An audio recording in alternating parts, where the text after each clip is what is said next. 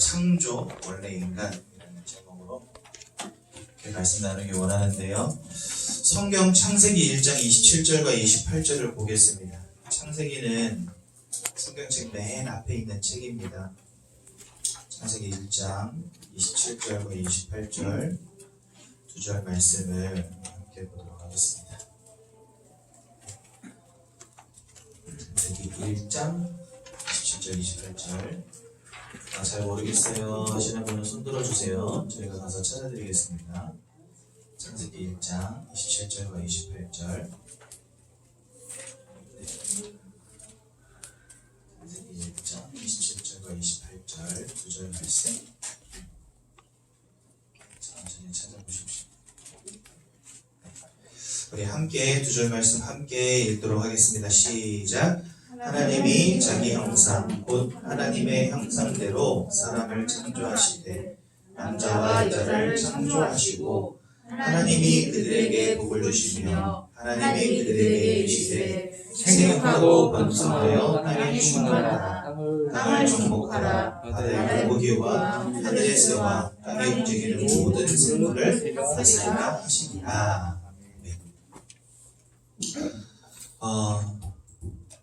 여러분, 세상 사람들은 저마다 인생의 문제를 가지고 살아가죠.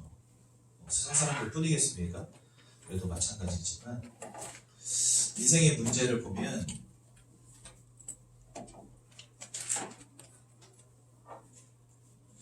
육신적인 문제들이 있습니다. 쉽게 말하면 실패와 같은, 그 다음에 경제와 같은, 혹은 질병과 같은 이런 문제들이 있죠. 근데 이런 문제들은 사실 노력하면 해결할 수 있는 부분들이 대부분입니다. 그럼 경제적인 어려움 같다. 그럼 밑바닥부터 다시 시작하면 돼요. 다 잃어버리고도 다시 재기에 성공한 이런 성공 스토리들 많이 있지 않습니까? 또 경제 어떤 건강의 문제가 왔다. 그러면은요 운동하면 됩니다. 약도 먹고 병원도 가고 어디 팔이 부러졌다 가서 이어붙이면 되고 찢어졌다 꿰매면 되고. 우리 전도사님 아들내미 하나가 지난주 주말인가 바닷가 놀러 갔는데 바닷가에 가면 여러분들 그 따개비 그 다음에 굴껍질 이런 것들이 바닷가 많은 데 있잖아요. 뛰다가 넘어져가지고 무릎이 찢어진 거예요. 다행히도 크게 다치진 않고 그래가지고 주말에 놀러 갔다가 응급실로 가는 좀 슬픈 상황. 가서 이렇게 꼬매고 왔대요. 찢어지면 꼬매면 됩니다. 그리고 소독해주면 되죠. 그러니까 어떤 육신적인 문제는요 진짜 암과 같이 암 말기에 걸렸다 이러면 좀 힘들겠지만 거의 대부분의 문제들은 사실은 치유나 해결이 가능하죠. 어떻게 노력하고 어떻게 대처하느냐에 따라서 쉽게 치유가 되는 부분도 있습니다. 그렇죠? 저 같은 경우는 당뇨가 좀 있거든요. 그래서 저는 식습관 자체가 당뇨가 올 수밖에 없는 그런 식습관이에요. 야식 좋아하고 밤에 치킨 먹고 밤에 족발 시켜 먹고 그런데 치킨이랑 족발만 안 먹고 또 밥 먹고 그러니까 탄수화물을 늘 섭취를 하다 보니까 이거 다 소화가 안 돼가지고 제 피 속에 돌고 돌다가 나중에 이제 소변으로 나오는 거죠. 그러니까 제 몸 전반적인 건강이 무너졌었는데 식습관을 바꾸고 운동 조금 시작하니까 혈당이 쭉 내려갔어요. 그러니까 관리해주면 나아질 수 있다는 거죠. 근데 인생은요 육신적인 문제만 있지 않습니다. 절대로요. 또 무슨 문제가 있죠? 네, 마음, 정신적 문제가 있습니다. 근데 여러분 여기서부터 이제 힘들어집니다. 마음과 정신적인 문제는요 약도 없어요. 전선님 정신과 치료 받으면 우울증 약 이런 거 주는데요. 여러분 그런 거는 솔직히 말하면 정신병으로 칠 수도 없어요. 그냥 마음이 좀 우울하다, 좀 슬프다. 여러분 그런 거는 우리 정신병으로 치지도 않습니다. 저 정신병원에 갇혀있는 사람들 보십시오. 정신분열의 문제, 엄마도 못 알아봐요. 알아보긴 하는데 자꾸만 망상에 시달려요. 뭔가 환청에 시달려요. 뭔가를 자꾸 봐요. 이러한 문제 속에 빠져있는 사람들 얼마나 많은지 아십니까? 이런 사람들 그냥 놔두면은요 폭력적인 문제, 살인과 같은 문제 나오니까 약으로 눌러놓는데 약으로 누르면 사람이 그냥 멍합니다. 혼이 빠져나가는 것처럼 이러고 있어요. 제가 정신과 진료 받고 굉장히 심각한 문제 가운데 있는 분들 많이 만나봤거든요. 가보면은요 약에 취해가지고 누가 왔는지도 몰라요. 약속도 해놓고 초인종 눌러보면은요 누구세요 해요. 그래서 예전 교회 홍감사 목사입니다 그러면 이래요. 그게 여러분 치유가 아니잖아요. 이미 육신적인 문제도 모든 것이 다 치유된다라고 말할 수 없는데 마음과 정신의 부분으로 넘어가기만 해도요, 이 부분은 약도 없다니까요. 어떻게 도와줄 겁니까? 그러니까 정신병원에서 할 수 있는 거는요, 심각한 사람은 묶어놓고 주사로 약 놓고, 좀 괜찮은 사람은 약 계속 투여해서 어느 정도 선을 넘지 않도록 이렇게 유지시켜주는 거, 그거 이상으로 못합니다. 그렇죠? 그런데 여러분, 사람은 육신과 마음만 가진 존재가 아니라고 성경 말씀하세요. 이러한 범위를 뛰어넘는 문제들이 사람들에게 나타나기 시작한 겁니다.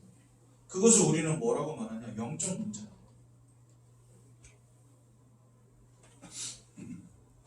어느 날 신기라는 게 와요. 몸이 막 아파요. 왜 아픈지도 몰라. 병원에 가서 진찰을 바라봐도 병명이 안 나오는 거예요. 나는 아파 죽겠는데 병명이 안 나와요. 이것저것 다 해봤는데 답이 안 나요. 우리나라는 그러면 이제 어디 찾아가죠? 마지막 단계로? 무당 찾아갑니다. 무당 뭐라고 하죠? 당신 신기 왔다. 여러분, 신기 왔다 이런 소리 여러분 한번 들어본다 생각해보세요. 어떻게 했어요? 끔찍하겠죠? 신기 오면 그럼 좋은 게 왔어요. 이런 사람 아무도 없잖아요. 그러면 이제 처음에 거부합니다. 당신 그거 신받아야 된다. 거부하죠. 거부하면은요 어떻게 됩니까? 갑자기 주변에 있는 가족들을 쳐요. 경제를 쳐요. 육신을 쳐요. 내가 원치 않는 문제들이 막 오는 거예요. 우환질구가 가정 가문에 끊이질 않는 거예요. 그러면서 나중에 결정적인 말 한마디 던지죠. 너가 안 받으면 네 동생이, 너가 안 받으면 네 딸이, 너가 안 받으면 네 아들이 받아야 돼. 어쩔 건데. 그러면요 부모들 입장에서 어떻게 안 받습니까? 받을 수밖에 없죠. 우리나라에 이렇게 무당된 사람들, 등록되지 않은 사람들까지 대략 100만 명으로 보고 있습니다. 여러분, 그거 다 뻥입니까? 실제 안 일어난 일인데 이 사람들 다 거짓으로 사람들을 속이고 있는 겁니다. 아니요. 희한하게도 사람들을 보면 그 사람의 미래를 보는데요. 그리고 말한 것들이 다 맞아요. 제가 예전에 한번 현장에서 전도하는데 어떤 아줌마가 막 급히 어딜 가더라고요. 그래가지고 버스 타려고 정류장에서 기다리고 계시는데 제가 현장 나갔다가 정류장에 혼자 앉아 계시니까 잠깐 만난 거예요. 그런데 자기 급하대요. 지금 바로 버스 타고 또 어디 가야 된대. 그래가지고 5분이면 됩니다. 그러면서 물어봐서 어디 가시냐. 그러니까 자기 지금 무당 만나러 간대요. 근데 왜 만나러 가냐니까 지난주에 가서 점을 치고 왔는데 자기 몸이 자꾸 아프고 힘들어가지고 점을 치러 간 거예요. 그랬더니 이 무당이 그러더래요. 지금 당장 집에 가서 장롱문 열고 그 다음에 서랍 뒤편 한번 봐봐라. 거기 뭐 있다. 이렇게 이야기한 거예요. 근데 뭐 거기 있을 게 없거든요. 왜 자기가 사는 집이니까 뭐 있을 게 없잖아요. 근데 가보니까 진짜 거기 부적 비스무리한 게 붙어 있는 거예요. 뭔가 했더니 이게 북박이장인데 자기가 이사 들어올 때 이미 있었던 장인 거예요. 근데 그 뒤에 뭔가 이상한, 이 부적도 아닌 뭔가 이상한 게 있는 거예요. 근데 그것 때문에 내 몸이 아팠다는 거죠. 그러니까 무당은요 안 보고도 그런 거 다 맞춰버립니다. 이게 왜 가능합니까? 신접했다 하거든요. 그 신접했다라는 말이 뭐냐? 귀신이 그 몸에 임했다는 거예요. 이러한 영적인 문제가 사람들 가운데 나타나는 겁니다. 우린 이것을요 운명과 사주팔자라고도 합니다. 여러분 보세요. 귀신이 보이고 귀신이 들리고 환상이 보이고 환청이 들리고 하는 이런 문제들이 사람들에게 막 오고 있는데 육신의 문제는 어느 정도 치유가 가능하지만 벌써 정신적인 문제로는 약도 없어요. 그런데 이쪽으로 넘어오면요 이건 답이 없어요. 인생에 답이 없는 거예요. 여러분, 사람은 육신을 가진 존재이기 때문에 육신적인 문제 올 수 있습니다. 또 마음과 생각을 가진 존재이기 때문에 마음과 정신의 문제 올 수 있어요. 또한 사람은 영적인 절대자를 찾는 본능을 가진 영적 존재이기 때문에 영적인 문제가 오는 겁니다. 그런데요, 이와 같은 문제들 원하는 사람 아무도 없어요. 그런데 인생에 이런 문제들이 계속되고 있다는 거예요. 원하는 사람 아무도 없지만 이런 문제들이 사람들에게 계속 오고 있다는 거예요. 그 이유를 성경은 뭐라고 말하냐? 요한복음 10장 10절. 도적이 오는 것은 모든 것을 빼앗고 죽이고 멸망시키려는 것뿐이에요. 여기서 이 도적은 누구를 말하냐? 바로 사단을 말하는 것입니다. 이 사단이라고 하는 존재는요, 우리에게 계속해서 불행을 가져다 주고 여러분들을 멸망 가운데로 끌어들이고 있다는 거예요. 근데요, 사람들이 이런 육신적인 문제, 마음과 정신적인 문제는 어느 정도 이해합니다. 그러니까 병원도 있고 정신과도 있는 거 아니에요. 그렇죠? 그런데 영적인 거 이해합니까? 안 합니까? 안 합니다. 이 중요한 문제를 아무도 다뤄주지 않아요. 학교에서도 대학에서도 경찰에서도 병원에서도 그 어느 곳에서도 이 중요한 부분을 다뤄주지 않아요. 그리고 이런 부분은요, 다 뭐라고 말합니까? 아, 그거 뭐 미신 같은 거야. 이렇게 치부해버립니다. 너무 중요한 문제인데. 그래서 이런 영적인 부분을 간과하면서 사람들이 다 뭘 추구해요? 행복을 추구해요. 그냥 내가 좀 육신적으로 좀 잘 살면, 내가 마음이 조금 평안하면 그게 행복이라 여깁니다. 그런데 내 영적인 부분은 어떻게 할 거냐 말이죠. 그래서 우리는요, 복음을 들어야 되는 겁니다. 그래서 우리는 말씀을 들어야 되는 겁니다. 네. 이런 문제 속에 모든 사람들이 다 빠져서 죽어가고 있어요. 그때 요한복음 3장 16절에 보니까 하나님 이렇게 말씀하십니다. 하나님이 세상을 이처럼 사랑하사, 여러분들이 육신적, 정신적, 마음의 문제, 영적인 문제 가운데 방황하며 죽어가는 것들을 보시고 하나님이 여러분들을 너무 사랑하셔서 안타까워하신 거예요. 그래서 누구를 보내주셨냐? 그리스도 예수를 보내주신 것입니다.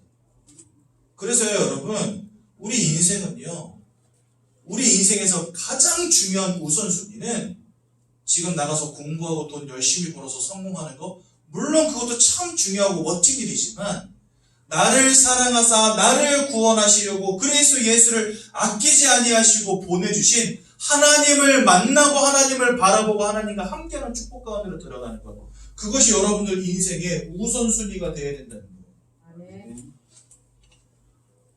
지금 다른 걸로 바쁘면 안 됩니다, 여러분. 목사님, 저는 지금 경제가 다 무너져서 먹고 살 게 없는데. 여러분, 먹고 살 게 없으면 육신이 죽을 수도 있겠죠. 하지만 하나님을 만나지 못하면 여러분들이 영원한 불지옥에서 고통당해야 됩니다. 도대체 뭐가 급합니까 지금? 사랑하는 사람과 헤어졌어요. 물론 그 마음 이해합니다. 저도 사랑하는 사람과 헤어져 봤기 때문에. 그런데 여러분, 하나님 만나지 못하면 여러분들은 구원의 축복에서부터 벗어난 인생이 되는 거예요. 뭐가 중요합니까 지금? 뭐 이런 갈등이 있고 저런 갈등이 있고, 목사님 나는 이런 문제 있고 저런 문제 있고, 다 중요하지만 하나님을 잃어버린 문제보다 시급한 문제는 없다는 거예요. 그래서요, 나를 구원하신 주 예수를 바라보는 것, 나를 사랑하시는 하나님을 바라보는 것, 이것이 내 인생의 우선순위가 되어야 되는 거예요. 그래서요, 마태복음 6장 33절, 이 성경에는 이런 말씀을 하십니다. 너희는 먼저 그의 나라와 그의 의를 구하라. 이 말이 뭐냐? 나를 구원하신 하나님과 그리스도 예수를 바라보라는 말입니다. 그러면 이방인들이 구하는 육신적인 성공, 무엇을 입을까, 무엇을 마실까, 무엇을 먹을까 하는 이러한 모든 부분들을 너희에게 필요한 것을 알고 내가 다 채워주겠다, 이렇게 말씀하셨어요. 여러분, 우리가 육신의 것, 세상의 것, 물질의 것 고민하지 않아도, 그런 것들을 막 힘써 추구하지 않아도 하나님을 바라보는 인생에게 하나님 채워주시겠대요. 그러니까 절대적으로 우선순위를 놓치지 말라는 거죠. 예배의 축복 절대 놓치지 마시고요. 그리스도 예수의 언약 붙잡는 이 축복을 절대 놓치지 마십시오. 그래서 어떤 분들은 이렇게 이야기해요. 예배의 성공이 인생 성공이다. 그럴 수밖에 없죠. 도적은 모든 것을 빼앗고 죽이고 멸망시키는 자요라고 요한복음 10장 10절에 말씀하시거든요. 그런데 요 10절 뒤편, 그러니까 앞부분은 그렇게 말씀하시고 뒤편에는 뭐라고 말하냐? 하지만 하나님은, 예수 그리스도는 양들로 생명을 얻게 하며 더욱 풍성히 얻게 하려 하심이니라, 이렇게 되어 있습니다. 도적은 모든 것을 빼앗고 죽이는 자지만 하나님은 양들로 생명을 얻게 하시고 더 풍성히 얻게 하려 하신다. 이게 요한복음 10장 10절 전체 내용입니다. 그러니 우리가 하나님을 바라보고 예배 축복 가운데로 들어가는 게 바로 인생의 성공이 되는 것입니다. 여러분들, 진짜 내가 어떠한 존재인지를 안다면 올바른 우선순위를 정해야 된다는 거예요. 여러분들 만약에 암이 왔다. 직장 가시겠습니까? 병원 가시겠습니까? 너무 쉬운 문제 아닙니까? 항암 치료 안 하고 암 안 떼어내면 죽는다는데 누가 직장 갑니까? 돈 버는 게 중요해요. 지금 암 떼내야죠. 여러분들에게 지금 내 힘으로는 절대로 해결 불가능한 정신적인 문제가 왔다. 직장 가시겠습니까? 병원 가시겠습니까? 병원 가야죠. 지금 직장 갈 때입니까?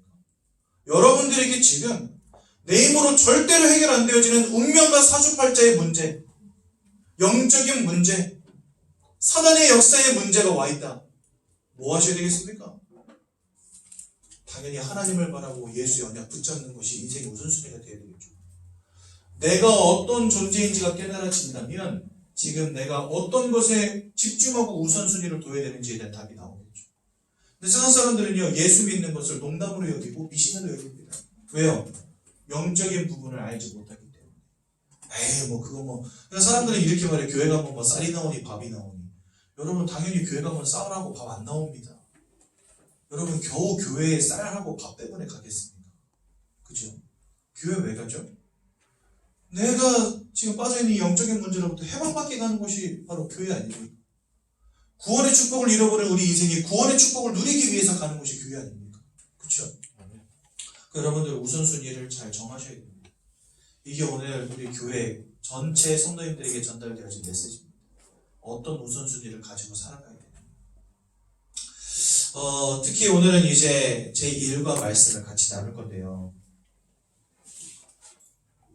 내가 어떤 존재이느냐 이것을 알기 위해서 가장 먼저 알아야 될 것이 성경은 하나님께서 사람을 창조하셨다라고 말씀하시는데 하나님께서 사람을 창조하실 때 어떤 모양으로 창조하셨는지를 이해하는 게 중요하겠죠. 여러분들이 행복하려면 여러분들이 어떤 존재인가를 깨닫는 게 참 중요합니다. 그렇죠? 어떤 사람은 이렇게 말해요. 사람은 생각하는 동물이다.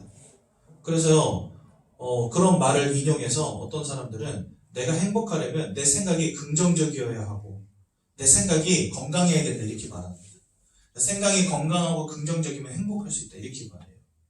어느 정도는 맞는 말이죠. 맨날 죽겠네 하는 것보다는 힘들지만 그래도 노력해보자 이런 생각 가지고 사는 사람이 뭔가 좀 더 에너지가 넘치고 긍정적인 어떤 힘을 가지고 좀 더 성공할 가능성이 크겠죠. 그렇죠? 근데 그거는요 사람을 일부분만 이해하는 것입니다. 사람은 분명 마음을 가진 존재 분명하지만 오늘 성경은 우리에게 뭐라 말씀하시냐? 하나님의 형상을 따라 우리를 창조하셨다. 이 말은요 다른 말로 바꿔 말하면 여러분들을 하나님께서 영적인 존재로 창조하셨다는 말입니다. 영적인 존재로 창조하셔서 우리는요 영적인 행위를 하는 유일한 존재들입니다. 이 자리에 왜 나와 계십니까? 이 좋은 날 산으로 들러 강으로 바다로 놀러가도 시험찮을 판에 여기까지 왜 나오셨어요? 그렇죠? 사람들은요 관심이 있다니까요. 뭔가 영적인 거 한번 들어보고 싶고 막 알고 싶고 하나님이 누군지 좀 알아보고 싶고 종교가 뭔지 막 알아보고 싶고 왜 그렇습니까? 내가 영적인 존재라는 증거입니다. 여러분 이 세상에 어떤 동물도 어디 가서 예배하고 기도하고 찬양하고 뭐 이런 행위를 하는 법이 없어요. 왜요? 얘네들은 영적이지 않습니다. 그냥 본능 따라 살아갑니다. 근데 사람은 그런 존재가 아니죠. 영적이기 때문에 영적 행위를 합니다. 막 등산하다가 돌탑 쌓아져 있으면 괜히 나도 하나 올려놓으면서 막 우리 아들 잘 되게 해주세요 빌고 싶고 그죠? 괜히 뭐 평소에 불교를 믿는 것도 아닌데 바람쐬러 한번 산에 올라갔다가 절이 보이면 왠지 법당 앞에서 나도 모르게 기도하고 싶고 이게 사람 심리입니다. 그렇죠? 영적 존재이기 때문에 사람들은 그래요. 갑자기 막 사고가 빵 터졌다 그러면 뭐 평소에 뭐 아무것도 안 믿어도 하나님 부처님 뭐 마리아 다 찾습니다. 제발 누구 계시면 나 좀 도와달라고. 영적 존재이기 때문에. 사람은 영적 행위를 하는 유일한 존재예요. 또한 이 땅을 창조하신 하나님을 닮아서 창조의 행위를 하는 유일한 존재가 사람입니다. 하나님의 형상을 닮았다는 것은 그냥 모양을 닮았다는 게 아닙니다. 하나님의 성품, 하나님의 기질, 하나님의 특징 이런 것들을 다 닮았다는 거예요. 이 땅을 창조하신 하나님을 닮았기 때문에 무엇인가를 만들어내는 능력을 가진 유일한 존재가 바로 사람입니다. 영적인 행위를 하는 유일한 존재. 왜요? 하나님이 영이시기 때문에. 그래서 영이신 하나님을 닮아 영적인 존재. 또 이 땅을 창조하신 하나님을 닮아 창조적인 존재. 우리가 바로 그런 존재들이에요. 내가 누군가를 이해하는 게 이렇게 중요합니다.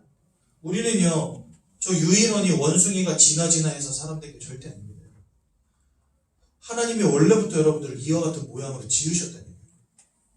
그러면 그렇게 지으신 이유가 무엇이겠습니까? 그것을 아는 게 중요하겠죠. 우린 그것을 창조의 원리라고 합니다. 어떤 창조의 원리를 가지고 하나님이 이 땅을 창조하셨냐? 피조물들을 지으시고요. 그 피조물들에게 절대적인 것 하나씩을 주셨습니다.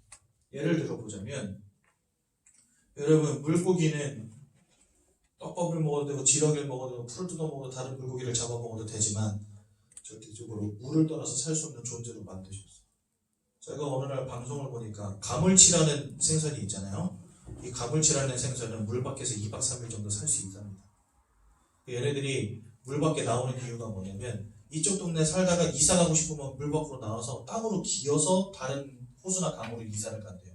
신기한 생선이죠. 근데 여러분, 강줄기나 이런 것들을 이사 간다고 할 때 뭐 잠깐만에 건너갈 수 없잖아요. 이런 생선들의 경우. 그러니까 막 이틀이고 3일이고 그냥 땅을 막 기어서 가는 거예요. 왜냐하면 피부로 호흡을 할 수 있다네요. 이 생선은. 그러니까 물 밖에서도 살 수 있어요. 하지만 물 밖에서 영원히 살지 못합니다. 왜? 물고기니까. 다시 물로 돌아가야지만 살 수 있어요. 그러니까 물고기는요, 물을 떠나서 살 수 없는 동물입니다. 또 나무는 어떻습니까? 나무가 땅에서 뿌리가 뽑힌다. 살아갈 수 있겠습니까? 뿌리를 반드시 땅에 내리고 살아야 됩니다. 그게 나무의 숙명입니다. 그렇죠? 새들은 어떻습니까? 날개가 꺾여서 더 이상 하늘을 날 수 없는 새는요, 이미 죽은 거나 다름없습니다. 이처럼 이 땅을 만드실 때 하나님은요, 피조물들을 지으시고 그 피조물들에게 절대적인 원리 하나씩을 주셨다는 거예요. 물고기에게 물을 주신 것처럼, 나무에게 땅을 주신 것처럼, 새에게 하늘을 주신 것처럼. 그렇다면 여러분, 사람은 어떤 원리 속에서 살아가야 되겠습니까? 여러분들은 무엇을 가지고 있어야 행복하시겠습니까? 뭐 어떤 사람은 돈이라고 말할 수도 있겠죠. 진짜 돈 때문에 목숨 거는 사람들도 있어요. 예전에 저 세종시에서요, 편의점 주인이 총 맞아 죽었거든요. 근데 누가 쏴 죽였냐? 동생이 쏴 죽였어요. 이유가 뭐냐? 아버지 재산을 왜 니 혼자 다 갖냐? 이래가지고. 동생이 화딱지가 나와서 가서 총을 쏴가지고 형을 죽였다니까요. 돈 때문에 생명 거는 인생도 분명히 있습니다. 근데 여러분, 돈 잃어버린다고 해서 사람이 무조건 죽는 건 아니죠. 그렇죠? 돈도 사실은 절대적인 게 아니라는 거예요. 건강 어떻습니까? 사랑 어떻습니까? 뭐 여러 가지 우리가 좋게 여기는 많은 가치 있는 것들이 있지만 그것이 여러분들에게 절대적이냐 하는 말이죠. 그렇게 따지면은요, 돈이 절대적이다. 그러면 우리나라 상위 1% 부자들 빼고 나머지 99%는 빨리 죽어야 돼요. 그렇지 않습니까? 그러니까 우리가 가치 있다 여기고 좋다고 여기는 많은 것들 참 좋은 것이지만 그게 우리들에게 절대적인 것은 될 수 없다는 거예요. 사실 여기에 대한 답은요, 영적인 것이기 때문에 누구도 알지 못하고 누구도 가르쳐주지 않습니다. 오직 무엇만 우리에게 말씀하시냐? 성경만 말씀하세요. 성경은 뭐라고 말씀하시냐? 사람에게 절대적인 것은 다른 게 아니라 하나님을 알고 하나님과 함께하는 축복 속에 있어야 된다라고 말씀하세요. 여러분들은 지금까지 여러분들이 영적 존재임을 알지 못했기 때문에 돈이 최고고 건강이 최고고 뭐 행복이 최고라고 말했겠지만 성경은 여러분들이 영적 존재이기 때문에 영이신 하나님을 만나고 하나님과 함께하는 축복을 잃어버리면 살 수 없는 존재라고 우리에게 가르친다는 거예요.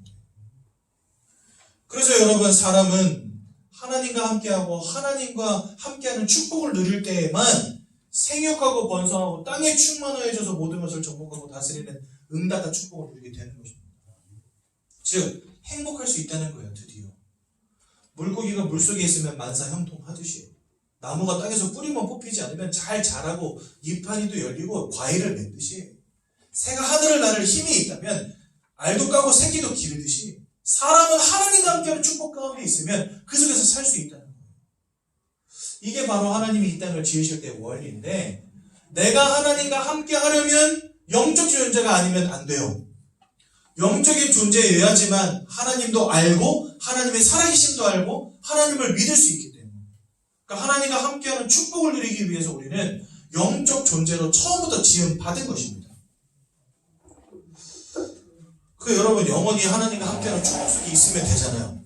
첫사람 아담과 하와를 하나님의 모양대로 지으셨거든요. 그리고 그때는 에덴 동산이라는 것을 만들어 두시고 거기에 아담과 하와를 두신 다음에 그곳에서 하나님이 함께 하셨습니다. 성경에 보면 동산을 거니시는 하나님의 음성을 아담과 하와가 들었다 이렇게 되어 있습니다. 그러니까 아담과 하와는 에덴 동산에서 원래 하나님과 함께하던 축복을 누리던 사람들이었어요. 근데 여러분들 지금까지 하나님 계신 걸 알고 사셨습니까? 모르고 사셨잖아요. 원래 지었던 인생들은 하나님을 알았는데 우리는 하나님 모른 채 살아왔잖아요. 그 말은 뭐죠? 하나님의 계심을 알지 못하는 상태로 우리가 변화되었다는 겁니다. 그것을 우리는 뭐라고 하냐면 바로 근본 문제라고 합니다. 원래 인생은요, 하나님의 계심도 알았고 하나님과 함께 했는데 지금 우리의 인생은 그렇지 못하잖아요. 여태까지 하나님 계심도 몰랐고 그저 돈이 최고인 줄 알고 살아왔잖아요. 그러니까 원래 하나님이 지으신 인간의 모습에서부터 우리들의 모습이 달라졌다는 증거입니다. 그게. 그렇게 달라질 수밖에 없었던 문제를 우리 근본 문제라고 합니다. 어떤 문제가 있었냐? 하나님을 대적하고 도적이 되어서 우리 인생을 모든 것을 빼앗고 죽이고 멸망시키는 존재, 이 사단이요, 처음부터 아담과 하와를 속인 거예요. 하나님과 함께하는 축복을 누리지 못하게 만들려고 속인 겁니다. 그래서 뭐하게 만드느냐? 하나님이 따먹지 말란 선악과를 따먹는 원죄를 짓게 만들어버려요. 결과적으로 어떤 문제 속에 빠지게 만드냐? 하나님과 단절되는, 즉 하나님을 떠나는 문제 속에 빠지게 만들어버립니다. 사단에게 속아서 하나님을 배신하고 하나님을 떠나게 만들어버린 거예요. 이것을 왜 근본 문제라고 하냐? 근본적으로 물고기는 물속에 있어야 돼요. 그래야 살 수 있잖아요. 근본적으로 나무는 뿌리를 땅에 박아야 돼요. 그래야 살 수 있는 거거든요. 근본적으로 새는 하늘을 날아야 돼요. 근데 날개가 꺾이면 더 이상 하늘을 날지 못하겠죠. 근본적으로 사람은 하나님을 알고 하나님과 함께 해야 되는데 이 근본적인 축복을 잃어버린 겁니다. 마치 물고기가 물 밖에 나오듯이, 나무가 뿌리 뽑혀버리듯이, 새 날개가 꺾여져서 더 이상 하늘을 날 수 없게 되듯이 우리 인생이 하나님과 함께 해야 되는데 그 하나님을 잃어버린 인생으로 전락하게 버리고 만 거예요. 그 여러분 보십시오. 물고기가 물을 떠나면 그게 뭡니까? 바로 그게 사망이죠. 지금 뭐 몸을 막 바닥바닥 이렇게 하고 있어도 결국은 걔는 죽겠지요. 여러분 나무가 뿌리가 뽑혔다 어떻게 됩니까? 1000년을 산 나무라도 뿌리 뽑히면 죽어야 됩니다. 1000년 살면 뭐 뿌리가 좀 땅밖에 나와 있어도 삽니까? 아니에요. 나무는 땅을 잃어버리고 뿌리가 뽑히면 죽어야 되는 거예요. 그게 바로 사망이에요. 그렇죠? 여러분 새가 날개가 꺾여서 더 이상 하늘을 날 수 없다. 그게 사망이죠. 그렇지 않습니까? 그러니까 이 근본적인 절대적인 원리가 깨어지면 그것이 곧 사망이 되는 겁니다. 그래서 여러분 하나님과 함께 되는 인생이 하나님을 잃어버리면 그것이 곧 사망이 되는 거예요. 여러분들 지금 사망 상태 속에 계십니다. 왜? 목사님 저 뻘뻘거리고 잘 살고 있는데 지금 두 눈 시퍼렇게 뜨고 목사님 메시지 듣고 있는데 제가 왜 사망입니까? 이렇게 말씀하실 수 있겠죠. 그러면 왜 성경은 하나님을 떠난 상태를 사망이라고 하는지 우리가 알아가야 될 필요가 있잖아요. 에베소서 2장 1절에 보니까 분명히 죄와 허물로 죽었던 너희를 살리셨도다 이렇게 말씀하시거든요. 즉 우리는 사망 상태 속에 있었다는 거예요. 그렇다면 성경이 말씀하시는 사망 상태가 뭔지를 알아야 될 거 아닙니까? 내가 아무리 돈을 벌고 아무리 행복을 추구해도 행복을 누릴 수 없는, 기쁨과 만족을 누릴 수 없는, 평안함을 잃어버린 채 근심과 염려 속에 살아갈 수밖에 없는, 원치 않는 불행과 문제 속에 살아갈 수밖에 없는 사망 상태 속에 빠져있는 이유가 뭔지를 알아야 될 거 아닙니까? 성경은요 그거에 대해서 여러 가지를 말씀하시는데요. 첫 번째, 요한복음 8장 44절에 보니까 너희는 너희 아비 마귀에게서 났으니 이렇게 되어 있습니다. 더 쉬운 말로 뭐라고 되어 있냐면요, 마귀에게 속한 자가 되었다 이렇게 말씀하십니다. 우리는 이것을 세상 말로 운명과 사주팔자라고 합니다. 맞습니다. 모든 사람들은요 하나님을 잃어버리고 하나님을 떠난 그 순간부터 누구에게 붙잡히게 되었냐? 우리를 속이고 하나님을 대적한 사단에게 붙잡힌 인생 되었다고 성경 말씀하신다는 거예요. 여러분들의 인생이 지금까지 최선을 다해서 열심을 다해서 막 살아왔지만, 정말 눈코 뜰 새 없이 열심히 살아왔지만 그 인생을 누가 쥐고 흔들고 있었냐? 사단이라고 하는 녀석이 쥐고 흔들었다는 거예요. 원치 않는 불행과 원치 않는 문제와 원치 않는 실패 가운데 빠질 수밖에 없는 사단의 역사 속에 여러분들이 안타깝지만 지금까지 있었다는 겁니다. 근데 더 중요한 문제는 뭐냐? 이 사단은 영적 존재요. 눈에 보이지 않기 때문에 내가 그 속에 있었다는 것도 모른 채 살아온 거예요. 그러니까 일평생 남탓만 하는 거죠. 어이구 어쩌다가 저런 인간을 만나가지고 내가 이 인간 때문에 남편 자고 있으면 가서 눈을 그냥 확 찔러버리고 싶고, 이런 거 여러분들 그 속에 살렸잖아요. 그렇죠? 알을 낳았던 이거는 왼수인지 자식인지 진짜 맨날 밖에서 난리치고 다니고 사고치고 다니고, 엄마 아빠는 평생 뒷수습하느냐고 바쁘고, 하나만 있으면 뒷수습 하나만 하면 되는데 한 4-5 낳다 생각해보세요. 이놈 터지고 저놈 터지고 이놈 터지고 여기 끝나면 저는 다시 터지고. 인생이 진짜 바람장난 없이 살아오는 거예요. 왜 이렇게 나는 행복이 없을까? 여러분, 세상은 권선, 진악, 징악 말하잖아요. 착하게 살면 복을 받고 나쁜 놈은 벌 받고. 근데 진짜 세상이 그렇습니까, 여러분? 여러분들 지금까지 착하게 살아온 죄밖에 없잖아요. 근데 왜 인생은 자꾸 무너지고 실패하고 안 됩니까? 그리고 저 나쁜 놈들은 왜 이렇게 잘 삽니까? 도대체? 세상은요, 뭔가 내가 열심히 살고 착하게 살면 될 것처럼 보이지만 그렇지 않다는 겁니다. 그 여러분, 세상에 성공하고 막 돈 잘 벌고 하는 사람들은 뭐 잘 삽니까? 아니요. 저는요, 강남에 펜트하우스 사는 아줌마도 만나봤어요. 우울증약 먹고 있대요. 뭐가 부족합니까? 여러분, 저 미국에 아주 유명한 배우 마릴린 먼로라는 여자 있습니다. 이 여자는요, 집이 얼마나 큰지 방이 30개가 넘어요. 지 혼자 살면서. 욕조가요, 순공구로 돼 있어요. 와, 안 하시네. 다 그 정도 사시나 봐요. 우리 집도 그 정도 되는데. 여러분들 욕조 순금입니까? 그냥 금을 도금한 게 아니고 금을 통짜로 주조해가지고 그걸로 욕조를 만들었다니까요. 근데 이 여자가 거기 욕조에다가 물 가득 채워놓고 수면제 500알 한 번에 먹고 죽어버렸어요. 영원히 잠들어버렸어요. 왜 그랬을까요? 뭐 부족한 게 뭐 있겠습니까? 인기는 얼마나 많습니까? 혼자 사는 여자인데. 거기다가 돈 많지, 이쁘지, 부족할 게 뭡니까? 근데 이 사람 죽고 나서요, 누가 인터뷰하는데, 이 사람 친구가 인터뷰하는데, 자기의 먼로는 그렇게 고통당하다 죽었는데, 사실 나는 걔보다 더한 고통을 먼로한테 받았대요. 그게 뭔 소리냐니까, 밤마다 전화 온다는 거야, 자기한테. 밤마다 전화 와서, 야, 나 죽겠다, 그런다는 거예요. 그러면 이 여자는 황당한 거죠. 네가 뭐가 부족한데? 네가 뭐가 부족한데 죽어? 나는 너보다 돈도 없지, 너보다 못생겼지, 너보다 인기도 없지, 너와 같은 좋은 집도 없지. 근데 너는 왜 맨날 밤에 전화 걸어서 나한테 죽겠다 그러냐? 난 너 때문에 죽겠다. 근데 이 여자가 진짜 수면제 500을 먹고 죽어버렸어요. 뭐 그 여자뿐이겠습니까? 우리나라에도 뭐 아이돌이다, 뭐 스타다, 진짜 인기 가운데 있는 사람도 얼마나 많이 자상합니까?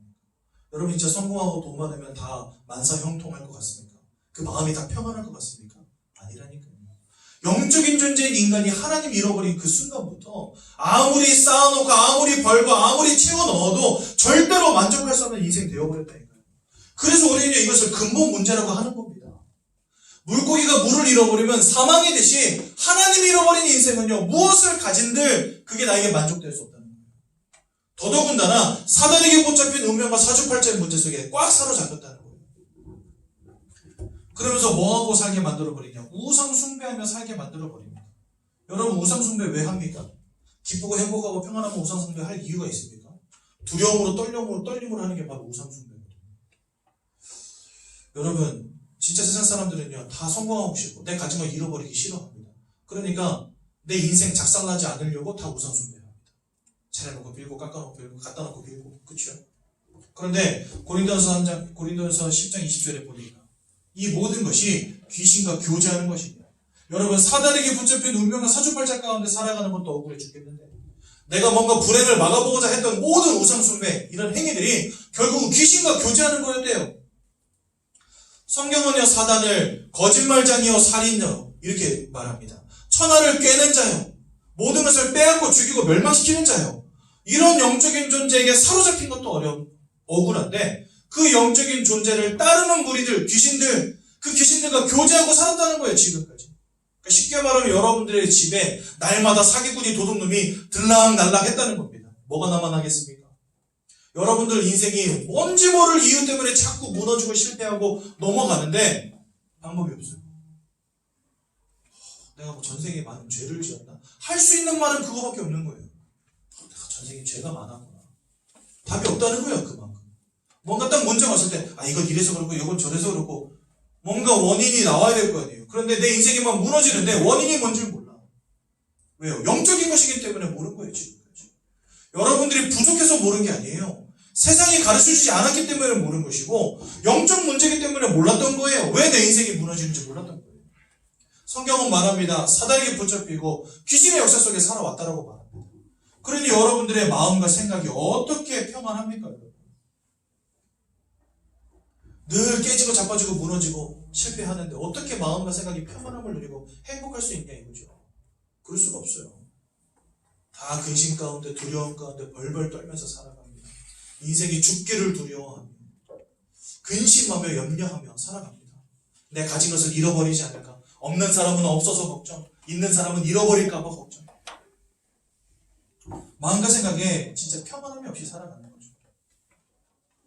뭘 해도 기쁘지가 않으니까 술 마시지 않을 수 없고 마약하지 않을 수 없고 어느 날부터 막 슬픔이 우울이 막 밀려오는데 어느 정도로 밀려오냐. 막 자살해서 내 인생을 끝내고 싶을 만큼 막 밀려와요. 그러니까 약을 먹지 않으면 안 됩니다. 잠을 자고 싶지만 잠을 이루지도 못하고 잠을 잤다 하면 이상한 악몽을 꾸기도 하고 귀신이 보이기도 하고 환청이 들리기도 하고. 여러분 어떻게 사람이 살아갑니까? 살 수가 없는 거예요. 살 수가 없는 거예요. 그러니 그 삶과 육신은 어떻게 되겠습니까? 우리의 영적인 부분이 무너지고 우리의 마음과 생각이 무너졌는데 삶과 육신이 형통한다? 말이 안 되는 거예요. 여러분들 사람이 마음이 조금만 건강해도요 육신도 건강합니다. 근데 마음이 무너지잖아요. 그때부터 육신도 병들어 버립니다. 여러분 그런 경우 많이 보시잖아요. 아들을 잃어버렸어요. 사고로. 그때부터 아버지가 시름시름 앓더니 갑자기 돌아가시는 경우도 많이 보셨죠. 왜 그렇습니까? 마음이 무너지면요 삶도 무너지는 거예요. 마음이 무너지면 육신도 무너집니다. 사람은요 육체와 마음과 정신과 영혼이 굉장히 유기적으로 조합된 존재예요. 육신과 마음을 따로 떼놓을 수가 없어요. 연결되어 있다니까요. 영혼도 마찬가지입니다. 여러분들의 영혼이 마음과 정신을 관장해요.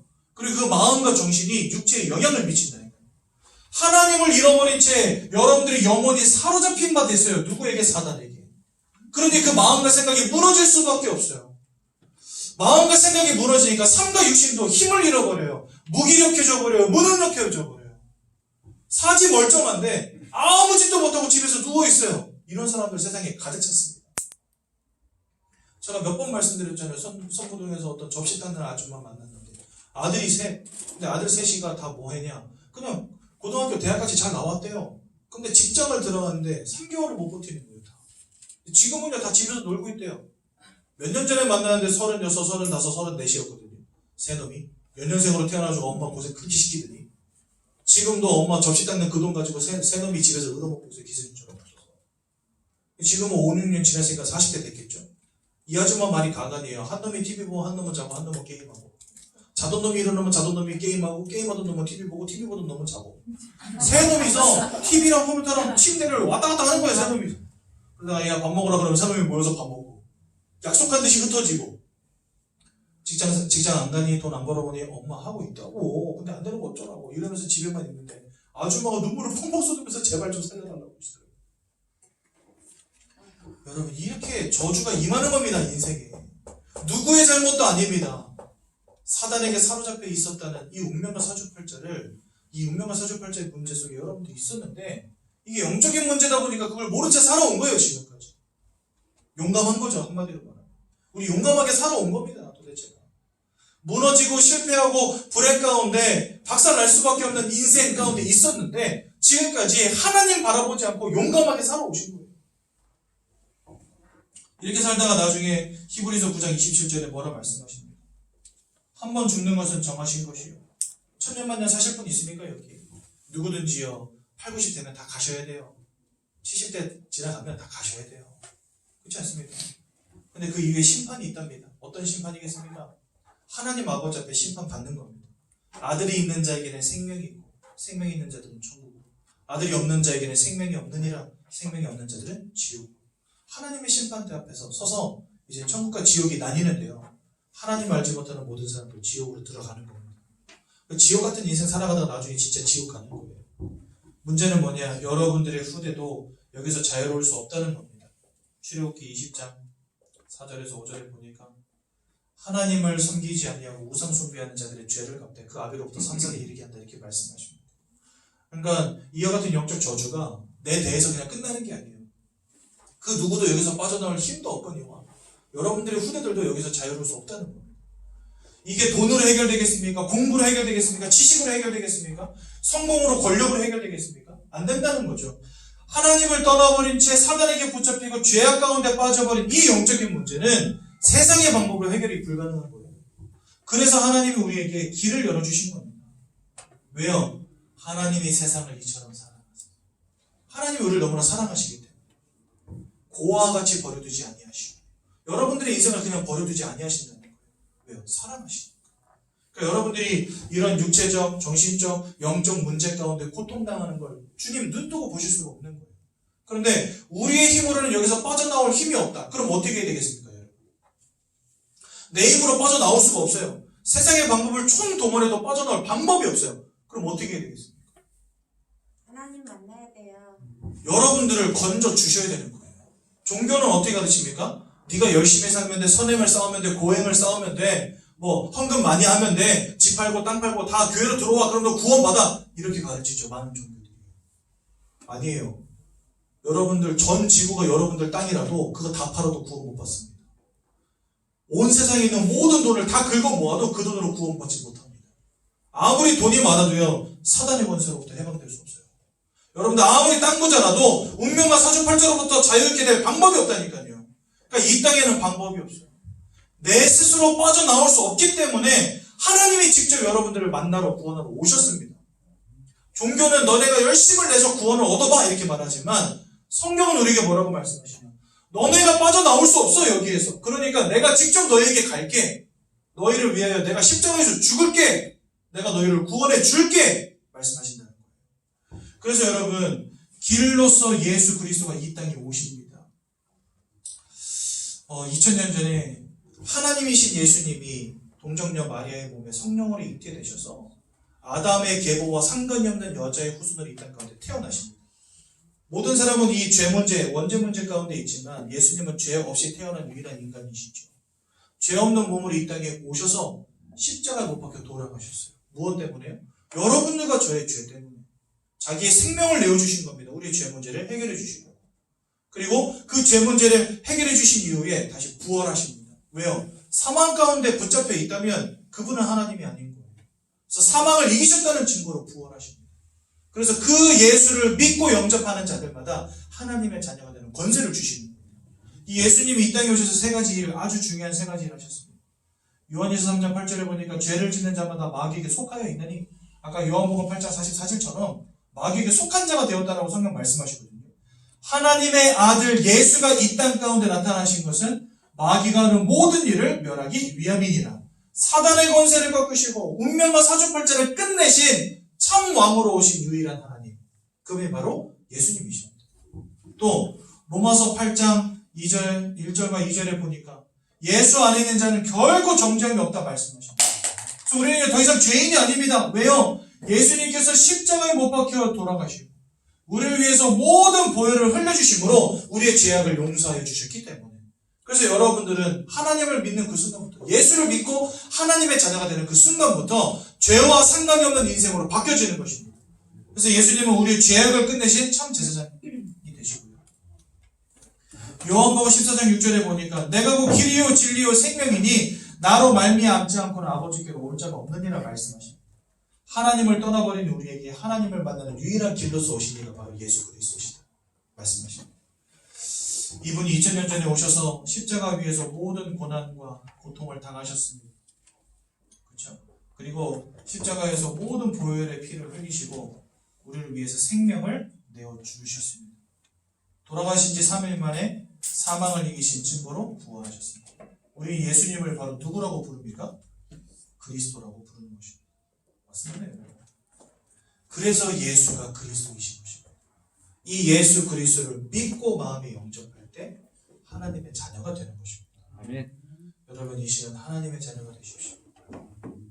세상에 그 어떤 것보다도 중대한 문제가 바로 이것입니다.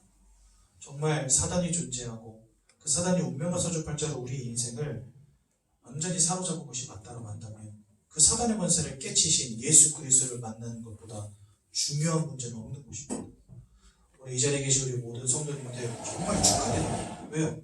인생의 참된 문제가 뭔지를 깨닫는 날이잖아요. 지금까지 알지 못했던 영적인 문제를 깨달은 날이잖아요. 얼마나 축복된 자리입니까? 예수를 그리스도로 마음에 영접하시고 하나님의 자녀들을 축복 누리시기 바랍니다. 아멘. 여러분 두 눈을 감으시고 두 손을 모으시고 제가 기도할 때 저의 기도를 따라서 함께 기도하시고 예수님을 마음속에 영접하시는 귀한 날 되시기 바랍니다. 사랑의 하나님, 사랑해요. 저는 죄인입니다. 저는 죄인입니다.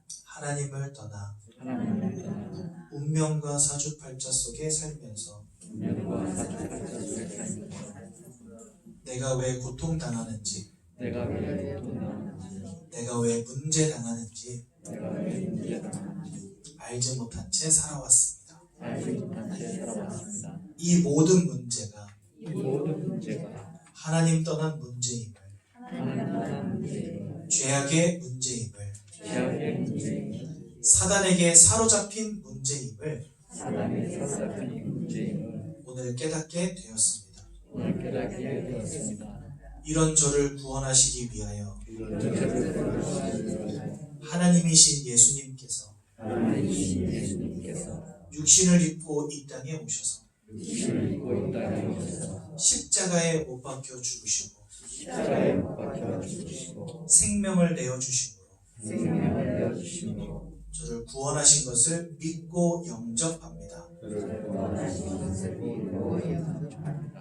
제 마음속에 오셔서 제 마음속에 오셔서 저를 하나님 자녀 삼아 주시고 저를 하나님 자녀 삼아주시고 인생의 근본 문제로부터 인생의 근본 문제로부터 구원 얻게 하옵소서. 구원 얻게 하옵소서. 예수님의 이름으로 기도드렸습니다. 예수님의 이름으로 기도드렸습니다. 아멘. 네, 감사합니다. 오늘 우리 새롭게 새가족부를 찾아주신 제가 한번 기도하고 오늘 말씀을 마치도록 하겠습니다. 하나님 은혜 너무나 감사를 드립니다. 중요한 언약의 말씀을 주시고 예수 그리스도를 믿어 마음에 영접하여 하나님 자녀되는 축복 주신 감사합니다. 예수 그리스도가 믿어지는 은혜를 주시고 일평생 예배의 축복을 놓치지 않는 우리 귀한 새가족들 되도록 인도하여 주옵소서. 예수님의 이름으로 기도드렸습니다. 아멘. 오늘 새롭게 저희 새가족부를 찾아주신 성도님 한 분 계셔서 잠시 소개하는 시간 갖도록 하겠습니다. 김태자 성도님, 한 번만 나와주시면 감사하겠습니다.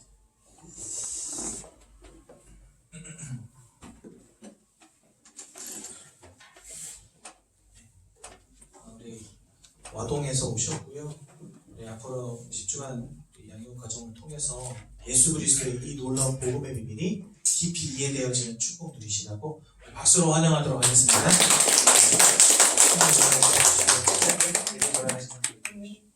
되겠습니다. 제가 한번 기도하도록 하겠습니다. 하나님, 우리 김태자 성도님을 이 복된 자리로 인도해 주신 너무나 감사를 드립니다. 일평생 복음 알지 못한 채 살아오셨겠지만 오늘 구원의 길 되신 예수의 언약의 말씀을 듣고 마음에 영접하여 하나님 자녀 되게 하시는 애 너무나 감사를 드립니다. 이제는 복음 안에 행복한 인생 되게 하시고 예배에 참된 축복을 놓치지 않는 주의 자녀 되도록 역사하여 주옵소서. 또 우리 정두래 성도님 너무나 감사하여 하나님께 예물 올려드립니다. 오직 예배와 오직 기도의 응답 속에 일평생 승리하게 하여 주옵소서. 이 모든 말씀 예수님의 이름으로 기도드렸습니다. 아멘. 찬송가 85장 1절만 하나님께 올려드리겠습니다.